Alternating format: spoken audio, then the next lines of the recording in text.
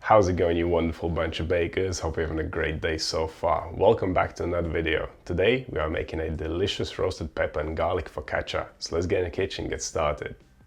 There is no shortage of focaccia recipes on my channel, and for good reason. It's a fantastically delicious bread and everyone loves it. I like to update my old videos to fit my baking style as it changes over time. And while the original recipe for this focaccia was a great hit, it had one big flaw, and that is the fact that it required a lot of slap and fold kneading, which takes time and makes a bit of a mess. With this new recipe, those old problems are a thing of the past. We are replacing kneading with just a couple of folds, and the result is just as good, if not better. This might be the easiest focaccia ever created, so let's get right into it. Let me show you how it's made. Starting with the ingredients for the dough, we need some white bread flour, whole wheat bread flour for extra flavor and better texture. We need some salt, yeast, olive oil and water. I'll use my Lloyd's Pans pizza pan for baking. I like to have nice straight edges on my focaccia, but I don't want to make a large portion, so this tray is perfect for it. You can of course just bake it on a big tray and make it oblong. Besides the tray, we'll also need a bowl, scales, a dough scraper and a temperature probe. When it comes to the roasted peppers, the garlic and the pesto, we'll need a bell pepper, a handful of basil leaves, some parmesan, toasted pine nuts, a whole garlic bulb and some olive oil.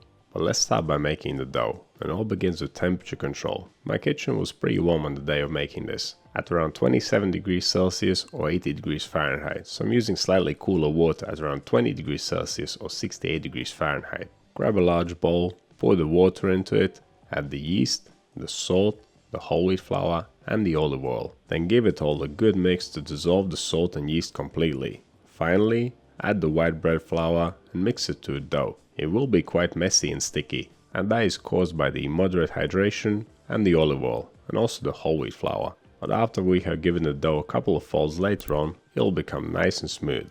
Always wet your hands with water when handling a sticky dough like this one. Place the dough in a clean bowl and take its temperature. Around 25 to 26 degrees Celsius, just about right for this. If it's slightly cooler, leave it out on the table for 30 minutes. If it's at the correct temperature or slightly warmer, place it in the fridge to cool down for 30 minutes. Once the 30 minutes are up, we need to give this dough a fold. Folding serves a few purposes. It will help develop the gluten and make the dough nice and tight. It will also distribute the temperature throughout the dough more evenly and help cool it down. To perform the fold, wet your hands with water, pick the dough up, then fold the sides down and push them back into the middle of the dough. It's kind of like folding it on the table, but upside down. Now one fold is not quite enough for a loose dough like this, so after the first fold, cover it up, place it back into the fridge to cool down for another 30 minutes and then give it another fold, and we can already observe a big difference in our dough. Now place it back into the fridge for a long cold fermentation of around 18 to 24 hours. Whilst the dough is fermenting, we can prepare the other elements of this bread. Cut the pepper into large chunks and place it in a baking tray. Pour some olive oil over it, sprinkle it with a pinch of salt and a little bit of cracked black pepper. You could also throw some oregano in there, it's up to you. Give it a good mix and then place it in a preheated oven at around 220 degrees Celsius, 430 Fahrenheit for 20 minutes. Once it's dried out a bit and caramelized and you're happy with the way it looks, take it out, it's ready. Leave it to cool down and then place it in the fridge until you need it. Let's move on to roasting the garlic. I like this technique because it makes the process really easy. Take the whole bulb of garlic and cut the top off of it. Keeping the cloves together and trimming the tops off of them will make our job of extracting the garlic cloves from the bulb very easy later on. Place the garlic bulb on a piece of foil, drizzle a little bit of olive oil on it, wrap it up and then place it in the oven at around 160 degrees Celsius, 320 Fahrenheit for 1 hour. Cooking it low and slow will make it nice and sweet and remove the harsh garlic flavor. Once the timer is up, remove it from the oven, uncover it and leave it to cool down a bit. Once it has cooled down, all you need to do is squeeze out the garlic. If you want the cloves to pop out in one piece, roast the garlic for around 45 minutes. But we don't really need the cloves to be whole for this recipe. Okay, next up, let's make the pesto. I'm using mortar and pestle, but you could also use a food processor. Just be sure to not blitz it for too long. If the basil warms up too much, it will turn brown. Okay, first I'm combining the basil, the toasted pine nuts, a little bit of black pepper, a small pinch of salt and a couple of cloves of that roasted garlic. I'm grinding it up into a rough paste before adding the parmesan and a few good glugs of olive oil. And after a final mix, that's our pesto done. And of course you don't have to do any of this if you don't want to. It's your bread, make it how you like it. You don't need to roast your peppers, or roast your garlic, or make pesto. You can top your focaccia with some ready roasted peppers, artichokes, olives, sun-dried tomatoes, whatever you fancy. But you know, sometimes it's just nice to make everything from scratch. Alright, it is the next day and my dough has fermented beautifully. It's super puffy and full of gas. Now we'll get it ready for the final proof.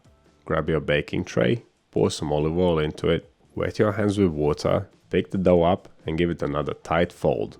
This is the final shaping. Place it in the tray, pour some more olive oil over it, and then rub the oil in so that the dough is evenly covered all over. The oil will prevent the dough from drying out, so I will not cover it with cling film. The final proof will take around 2 hours. You want the dough to be nice and puffy before baking. During the final hour of fermentation, preheat the oven to 210 degrees Celsius, 410 degrees Fahrenheit, fan on, or 230 degrees Celsius, 445 Fahrenheit, fan off. Once the dough is nice and big and wobbly, it's ready for the oven. I'm going to stretch it out so it fits the tray. It will deflate a bit, but that's okay. I'll start by topping it with garlic. I want it to be on the bottom because I don't want it to get burnt. As I mentioned earlier, this garlic is very sweet and doesn't have a very strong garlic taste. So between the pesto and the bread, I used up all of it. Next up, top the bread with the pepper chunks. I had more than I needed, so I didn't use all of it. After you finish placing on all the toppings, no matter which toppings you choose, drizzle the bread one more time with olive oil and give it another pinch of salt. I reduced the amount of salt in the dough slightly to make up for some of the salt that we used for seasoning.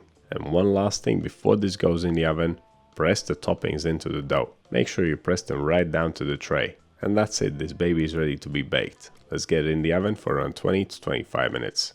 Once you are happy with the color of the crust, it's ready. And there you have it. That's how you make a super easy, super delicious focaccia. There's one thing I like to do after baking, and that is brushing it with some more olive oil. It'll just make it beautifully shiny. And it's definitely turned out to be a beauty. And it doesn't just look awesome. The aroma that filled my kitchen as it was baking, it was amazing.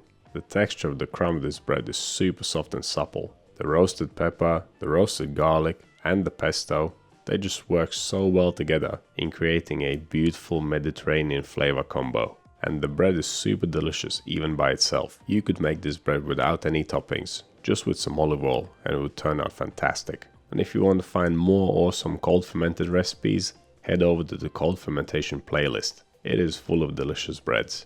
And be sure to subscribe if you haven't already. If you got any questions or suggestions, leave them down in the comments and let me know of your favorite focaccia toppings. But that will be all for today. Thank you so much for watching, and I'll see you in the next one.